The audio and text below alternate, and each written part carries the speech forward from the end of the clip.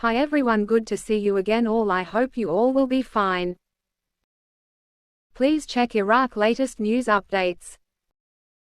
The banking and commercial system must be rehabilitated. And Iraq needs half of the existing exchange companies.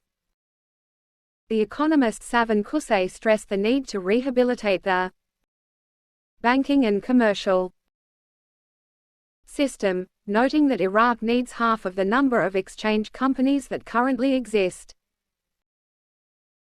Qusay said in an interview with Al Jazeera newspaper, the Central Bank of Iraq is trying to reduce the number of exchange companies and Iraqi banks by increasing the capital. Explaining that the capital for each bank is currently 250 billion dinars, and it will be raised to 400 billion dinars within 18 months. He added, the process of increasing capital is easy for some banks, given that the founders have the capabilities to maximize capital, but others will merge. He pointed out that solid exchange companies are supposed to have made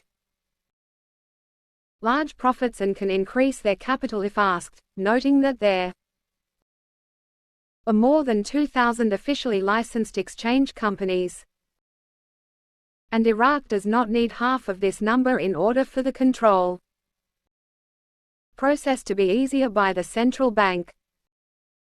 Qusay continued, Iraqi banks that do not work with grants, loans, and credits can disappear or change their ability to enter the market with full force, explaining that the development tool in Iraq is the banks, and the tool for consolidating cash sales is the exchange companies. He pointed out that the banking and commercial system in Iraq needs to be rehabilitated, adding, we have to trust the international community, strengthen the banks' procedures, and support the government to control the dollar and prevent its smuggling. And the representative of the Al-Fatah Alliance, Mohammed Karim, warned, on Friday, of the U.S. administration's attempts to impose hegemony on important files related to energy, security, and oil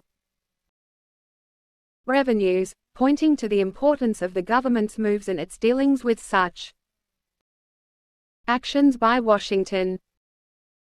Karim told Al-Maloma, America is pressing towards domination of decisions inside Iraq, especially in the field of energy, and trying to prevent the country from obtaining gas to operate power stations, as well as in the issue of armament and the security aspect. He added, the American interventions are continuing, and the Sudanese government has confronted them and dealt with them with an appropriate tactic, at a time when Washington does not want Iraq to get out of its hegemony and authority. And he indicated that the American attempts were not limited to